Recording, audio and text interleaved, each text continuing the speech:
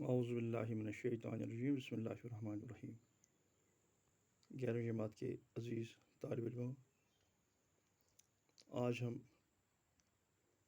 اکبر الہ آبادی کی ایک نظم فرضی لطیفہ کا مطالعہ کریں گے۔ اگر آپ اپنی درسی کتاب کا پیج 172 نکالیں گے تو ہم پڑھیں گے۔ اگر یہ فرضی لطیفہ اکبر الہ آبادی نے مسلمانوں کی حالت دیکھ کر لکھا ہے کہ مسلمان قوم کا خدا ہی حافظ ہے، کیونکہ وہ اپنی حالت بدلنے کے لیے تکدو محنت نہیں کر سکتے ہیں۔ تو خدا حافظ مسلمانوں کا اکبر، مجھے تو ان کی خوشحالی سے یاس یعنی ناامیدی ہے۔ اکبر کہتا ہے کہ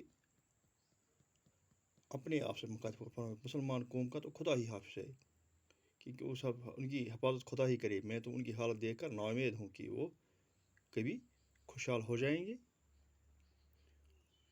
یہ عاشق شاہد مقصود کے ہیں، نہ جائیں گے ولیکن سی کے پاس۔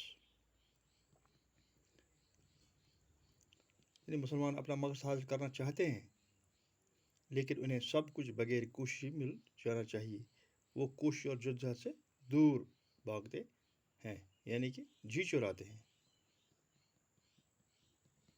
سی کو کش، شاہد مقصود یعنی مقصد حاصل کرنے میں۔ سناؤ تم کو ایک فرضی لطیفہ، کیا ہے جس کو میں نے زیب کرتاس۔ تو شاعر فرماتا ہے کہ میں تمہیں ایک فرضی لطیفہ جو میں نے زیب کرتاس سے لکھا ہے، فرضی لطیفہ سناؤں گا۔ کہا مجنوں سے لیلا کی ماں نے کہ بیٹا اگر تو کر لے ایم اے پاس۔ تو مجنوں سے لیلا کی ماں نے کہا، یعنی کہ عاشق سے محبوب کی ماں نے کہا کہ اگر تو کر لے ایم اے پاس، اگر تو ایم اے پاس کرے گا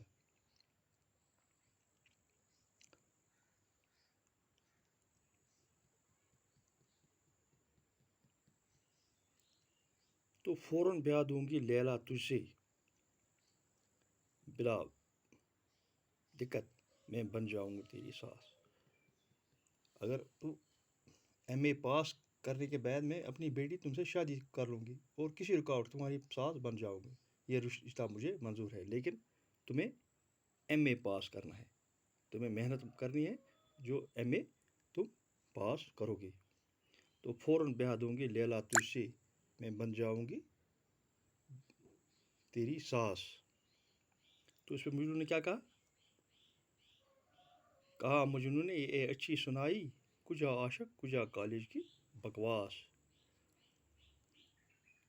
کہا مجنوں نے یہ اچھی سنائی، کہاں عاشق کجا کالج کی بکواس۔ عاشق نے سن کر آپ سے کہا عجیب بات کیا ہے، میں نے ایسا نہیں کر سکتا، کہاں ایک عاشق اور کہاں کالج کی اکتا دینے والی پڑھائی، تو میں عشق چھوڑ کر کالج نہیں جا سکتا ہوں۔ کجا یہ فطرتی جوش طبیعت، کجا ٹھونسی ہوئی چیزوں کا احساس۔ تو اس پر مجنوں نے کہا، یعنی عاشق نے کہا کہ کہاں ٹھونسی ہوئی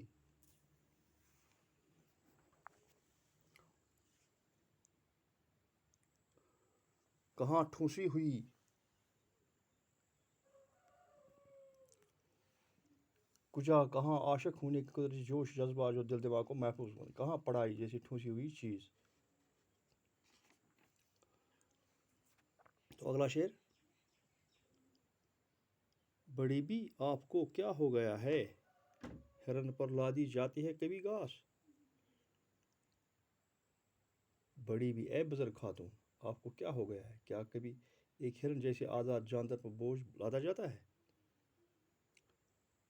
میں تو آزاد اور بے فکر انسان ہوں، مجھ سے کتابوں کو اور محنت کا بوجھ اٹھایا نہیں جا سکتا ہوں، میں ہرن کی طرح آزاد جاندار ہوں، یعنی کہ مجھ سے किताबों और मेहनत का बोझ नहीं उड़ाया जा सकता है। ये अच्छी कदरदानी आपने की, मुझे समझा है कोई हरचंद अंदाज। तो इस शेर में शायर फरमाता है, क्या आप यही मेरी कदर करती है ए बुज़ुर्ग खातून? आपने मुझे कोई मामूली सा इंसान, हरचंद अंदाज यानी मामूली इंसान समझ रखा है। मैं कोई मामूली इंसान नहीं हूँ, मैं एक आशिक हूँ।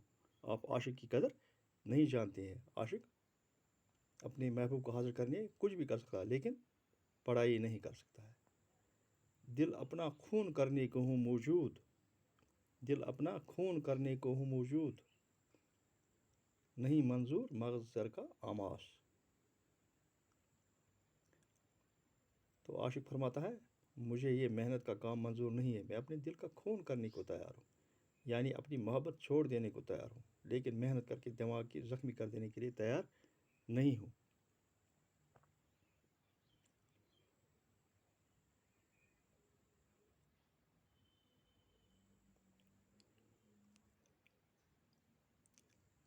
ये इस नज़म का अहम शेर है। इस शेर में नज़म का मरकज़ी ख्याल है, ये ठहरी जो शर्त वसल लैला, तो इस्तिफा मेरा बहज़रत वियास।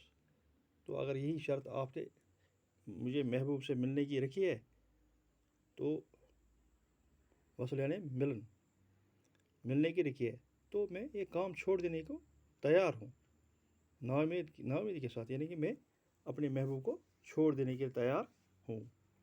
तो जो पहला शेर है, खुदा हाफिज़ मुसलमानों का अकबर, मुझे तो उनकी खुशहाली से यास। इसमें अकबर इलाहाबादी ने अपना तखल्लुस यानी अकबर पहले ही शेर में लिखा है। तखल्लुस अक्सर बेशतर आखिरी शेर में लिखते हैं, जिसको मक्ता कहते हैं। तो पहले शेर को मतला कहते हैं। तो इसमें इस में अकबर ने पहले ही शेर में अपना तखल्लुस यानी कि अपना वो नाम, छोटा सा नाम जो असली नाम के बदले अपने शेरों में शायर लोग इस्तेमाल करते हैं। तो जब किसी गज़ल या किसी नज़म में पहले ही शेर में तखल्लुस इस्तेमाल करें, तो उससे सनत ताला कहते हैं। ये याद रखना चाहिए, इसको सनत ताला कहते हैं। तो यहाँ अकबर ने पहले ही शेर में अपना तखल्लुस इस्तेमाल किया है, तो ये सनत ताला कहलाता है। तो अगर आपको इम्तिहान में कभी भी सनत ताला किसे कहते हैं, तो आप ये लिख सकते हैं कि जब शायर पहले ही शेर में अपना तखल्लुस इस्तेमाल करे, तो उससे सनत ताला कहते हैं। तो अगर आखिर शेर में करे, तो उसे सनत ताला नहीं कहते हैं। तो इस तरह से ये फ़र्ज़ लतीफ़ा हमने मुकम्मल कर लिया। तो आपसे उम्मीद है कि आप इसका घर में दोबारा इआदा करेंगे, ताकि आपको ये अच्छी तरह से समझ आ सके। तो कल इंशाअल्लाह रहमान इसके हम सवालात करेंगे दूसरी वीडियो में। बाकी वस्सलाम।